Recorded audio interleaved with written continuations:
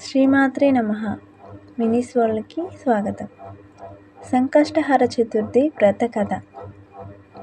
సంకష్టహర గణపతి పూజ పూర్తి చేసుకున్న తర్వాత సంకష్టహర చతుర్థి వ్రత కథ చదువుకోవడం తప్పనిసరి. ఈ సంకష్టహర చతుర్థి వ్రత కథను చదివినా విన్నా అనంత పుణ్యం లభిస్తుందని పురాణాలు చెబుతున్నాయి. సంకష్టహర గణపతి వ్రత కథను వినకపోతే వ్రతం అసంపూర్ణం అవుతుందని పెద్దలు చెబుతున్నారు. కాబట్టి ఈ వ్రత కథను తెలుసుకుందాం. ప్రతి మాసంలో సంకష్టహర చతుర్థి రోజు ఈ వ్రతం చేసిన వారు, ఈ కథను చదువుకున్నవారు, విన్నవారు ధన్యులు. కావున మనందరం ఈ వ్రత కథను తెలుసుకొని ఆ గణపతి ఆశీర్వాదం అలాగే ఆయన అనుగ్రహాన్ని పొందుదాం. ఒకనాడు మహర్షులు కుమారస్వామిని అర్చించి ఆయన ప్రసన్నుడయ్యాక ఇలా కోరారు: స్వామి, కలియుగంలో జనులు పాపకార్యాలు చేసి తత్ఫలితంగా రుణబాధలు, సంతానం లేకపోవటం, గృహవసతి లేకపోవటం, వ్యాధులతో విద్యాభ్యాసం సరిగ్గా సాగకపోవటం, ధనం లేకపోవడం, శత్రుపీడ, పనులలో ఆటంకాలు, అభివృద్ధి లేకపోవటం, పాడి పంటలు సరిగ్గా పండకపోవటం, వివాహం కాకపోవటం, దంపతుల మధ్య సమస్యలు, చేయని తప్పులకు రాజదండన అనుభవించటం మొదలైన ఎన్నో కష్టాలు అనుభవిస్తున్నారు. ఈ మానసిక క్షోభ వారి కష్టాలు తీర్చడానికి వ్రతం ఏదైనా చెప్పండి అని స్కందుడిని అడిగారు. అప్పుడు కుమారస్వామి ప్రసన్నుడై వ్రతాలలోకెల్లా అత్యంత శక్తివంతమైన సంకష్టహర చతుర్థి వ్రతాన్ని ఉపదేశిస్తాను అని చెప్పాడు. ఒకానొక కల్పంలో హిమవంతుని కుమార్తె అయిన పార్వతీదేవి మహాశివుడిని పతిగా కోరి భక్తితో తపస్సు చేసి ఎంతకు ఫలితం పొందకపోవటంతో బాధపడుతూ తన పూర్వపు అవతారంలో తన యందు జన్మించిన హేరంబ గణపతిని స్మరించింది. ఆ గణపతి ప్రసన్నుడై తల్లికి ఉపదేశించిన వ్రతమిది. ఆ వ్రతాన్ని ఆచరించి ఉమాదేవి పరమేశ్వరుణ్ణి పతిగా పొందింది అని చెప్పాడు. ఇప్పుడు ఆ వ్రత విధానం చెప్తాను వినండి అంటూ ఈ వ్రతాన్ని ఏ మాసంలోనైనా బహుళ చవితి నాడు ప్రారంభించాలి. వాటిలోనూ మంగళవారంతో కూడి వచ్చిన కృష్ణ చతుర్థిని మరింత ముఖ్యం. దానినే అంగారక చతుర్థి లేదా భౌమ చతుర్థి అని కూడా పిలుస్తారు. చంద్రోదయ వేళకు బహుళ చతుర్థి తిథి ఉన్న రోజు చూసుకొని ఆ రోజున సూర్యోదయానికి ముందే నిద్రలేచి కాలకృత్యాలు తీర్చుకొని నల్లటి నువ్వులతో కూడిన నీటిలో స్నానం చేసి సంధ్యావందనం మొదలైన ఆచారాలను పాటించి సంకష్టహర చతుర్థి వ్రతం చేస్తానని మొక్కుకొని ఎరుపు రవికల బట్టను గణపతికి ముందు ఉంచి దానిలో ఒక చిటికెడు పసుపు, కుంకుమ వేసి 3 దోసిళ్ల బియ్యాన్ని అందులో పోసి ఎండు ఖర్జూరాలు, 2 వక్కలు, దక్షిణతో కూడిన తాంబూలాలు అందులో ఉంచాలి. మనసులో ఉన్న కోరికను స్వామికి తెలిపి ముడుపు మూట కట్టాలి. దానిని స్వామి గణపతికి 21 సార్లు ప్రదక్షిణ చేయాలి. ఉదయమంతా ఆహారం తీసుకోకుండా కేవలం పాలు, పళ్ళు మాత్రమే స్వీకరించాలి. ఆ పూటంతా మౌనంగా ఉండాలి. మనసులో గణపతి నామస్మరణ చేస్తూ ఉండాలి. సూర్యోదయం అయిన తరువాత తలస్నానం చేసి దీపం వెలిగించాలి. ఈ సంకష్టహర చతుర్థి వ్రతాన్ని ఆచరించే వాళ్ళు ముడుపు కట్టిన బియ్యాన్ని ఉపయోగిస్తూ తీపి పొంగలి, కుడుములు చేసి స్వామికి నివేదించాలి. వ్రతము, అర్ఘ్యాలు అయిన తరువాత అతిథులను గణేశ స్వరూపంగా భావించి ప్రసాదం కానీ, భోజనం కానీ వారికి పెట్టాలి.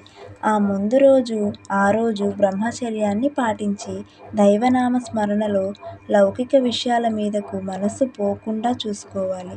ఇలా ఈ వ్రతం చేస్తే కోరికలు శీఘ్రంగా నెరవేరుతాయి. 12 సార్లు చేసే ఈ వ్రతానికి వ్రతసిద్ధి కలుగుతుంది. తర్వాత గణపతి హోమం చేయగలిగితే మరింత శ్రేష్టం. అలాగే భృశుండి మహర్షి వృత్తాంతం వినండి. ఒకనాడు ఆకాశమండలంలో పయనిస్తున్న నారద మహర్షికి కుంభీపాక నరకం కనిపించింది. లోపల ఎవరున్నారు అని చూశాడు. అక్కడ భృశుండి మహర్షి తల్లిదండ్రులు, అతని పూర్వాశ్రమంలోని భార్య, కుమార్తె కనిపించారు. వాళ్ళంతా నరకయాతన అనుభవిస్తున్నారు. వారి బాధలను చూసి చలించిపోయిన నారదుడు ఇక వెంటనే భూలోకానికి వచ్చి అక్కడ తపస్సు చేసుకుంటున్న మహర్షి వద్దకు వెళ్ళి, ఓ మహర్షి, నీ పూర్వాశ్రమంలో భార్య, కూతురు, నీ తల్లిదండ్రులు కుంభీపాక నరకంలో దారుణ బాధలకు గురవుతున్నారు. అవేమీ పట్టనట్టు నీవిలా తపస్సు చేసుకోవడం ధర్మం కాదు. వారి బాధలు పోయి సద్గుణాలు కలగటానికి తగిన పరిహారం చెయ్యి అని చెప్పి వెళ్ళిపోయాడు. నారదుడి మాటలు విన్న భృశుండికి ఎంతో ఆవేదన కలిగింది. తన పూర్వాశ్రమ జీవితంలో గుర్తుకు వచ్చింది. వారి సహకారం వల్లే తాను ఈనాడు తపస్వినయ్యాను. ఎలాగైనా వారి బాధల్ని తొలగించాలని సంకల్పించాడు. తన ఇష్టదైవమైన గణపతిని ధ్యానించాడు. పవిత్రమైన జలాన్ని చేత్తో తీసుకొని గతంలో సంకష్టహర గణపతి వ్రతం చేయటం ద్వారా తనకు లభించిన పుణ్యఫలాన్ని తన వారికి ధారపోయాలని అనుకుని, ఓ గణనాథ, నేను గనుక నీ దివ్య చతుర్థి వ్రతాన్ని భక్తితో చేసి ఉంటే నా పితరులు, వారితో పాటు నా భార్య, కుమార్తెను నరకలోక బాధల నుంచి విముక్తి పొందుతారుగాక అని నీళ్లు విడిచిపెట్టాడు. ఆ గజానుడి అనుగ్రహంతో ఆయన చేసిన వ్రతాల్లోకెల్లా ఒక్క పర్యాయం చేసిన వ్రత ఫలితం వల్లనే ఆయన పితరులు, భార్య, కుమార్తె అందరూ దేవతా శరీరాన్ని ధరించి దివ్య విమానం ఎక్కి గణేశలోకానికి చేరుకున్నారు. ఇక ప్రతి మాసంలో ఆ వ్రతం చేయటం వల్ల ఎంత ఫలితం వస్తుందో చెప్పతరమా? అలాగే ఒక వేశ్య వృత్తాంత కథ ఉంది. ఒకానొక నాడు ఇంద్రుడు తన విమానంలో ఇంద్రలోకానికి వెళుతుండగా అనేక పాపములు చేసిన ఒకానొక వ్యక్తి ఆకాశంలో పయనించే ఆ విమానంపై దృష్టి సారించాడు. అతని దృష్టి సోకగానే ఆ విమానం చటుక్కున భూమిపై అర్ధాంతరంగా ఆగిపోవటం జరిగింది. ఆ ఇంద్రుడి విమానం అద్భుతమైన వెలుగుకి ఆశ్చర్యచకితుడైన ఆ దేశపు రాజు సురసేనుడు గబగబా బయటకు వచ్చి ఆ అద్భుతాన్ని చూసి ఎంతో ఆశ్చర్యపోయాడు, తిలకించసాగాడు. ఇంద్రుడిని చూసి ఎంతో సంతోషానికి లోనైన మహారాజు ఆనందంతో నమస్కరించాడు. అక్కడ విమానం ఎందుకు ఆపారో కారణం అడిగాడు. అప్పుడు ఇంద్రుడు, ఓ రాజా, మీ రాజ్యంలో పాపాలు అధికంగా చేసిన వ్యక్తి ఎవరో నాపై దృష్టి సోకి ఈ విమానం మార్గం మధ్యలో అర్ధాంతరంగా ఆగిపోయింది అని చెప్పాడు. అప్పుడు ఆ రాజు, అయ్యా, మరి మళ్ళీ ఆగిపోయిన విమానం ఎలా బయలుదేరుతుంది అని అడిగాడు వినయంగా. అప్పుడు ఇంద్రుడు, ఇవాళ పంచమి, నిన్న చతుర్థి. నిన్నటి రోజున సాయంత్రం వరకు ఎవరైతే ఉపవాసం చేసి సంకష్టహర చతుర్థి వ్రతం చేశారో వారి పుణ్యఫలాన్ని నాకిస్తే నా విమానం తిరిగి బయలుదేరుతుంది అని చెప్పాడు. సైనికులంతా కలిసి రాజ్యమంతా అన్వేషిస్తే ఒక్కరైనా నిన్నటి రోజున ఉపవాసం వ్రతం చేసిన వారు కనబడతారేమో అని తిరిగారు. కానీ దురదృష్టవశాత్తు అలా ఎవ్వరూ దొరకలేదు. అదే సమయంలో ఒక గణేశ దూత వచ్చి మరణించిన ఒక వేశ్య మృతదేహాన్ని తీసుకెళ్లటం కనబడుతుంది.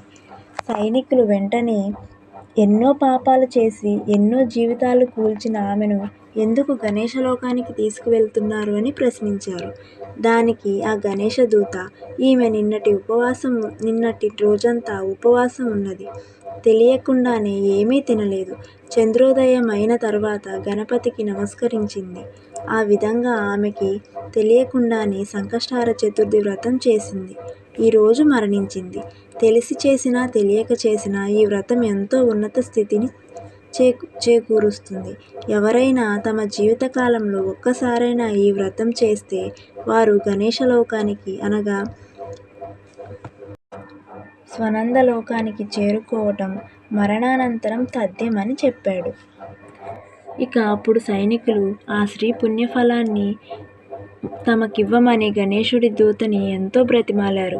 అలా చేస్తే విమానం తిరిగి బయలుదేరుతుందని చెప్పారు. ఆమె పుణ్యఫలం వారికివ్వటానికి గణేశుని దూత అంగీకరించలేదు.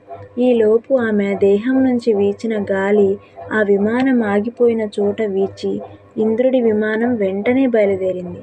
తెలియక చేసిన ఈ వ్రతం ఎంతటి ఫలితాన్ని ఇస్తుందో చెప్పే ఈ వృత్తాంతం విన్నవారు ఎంతో ధన్యులు. ఈ సంకష్టహర చతుర్థి వ్రత కథ నిగూఢమైనది.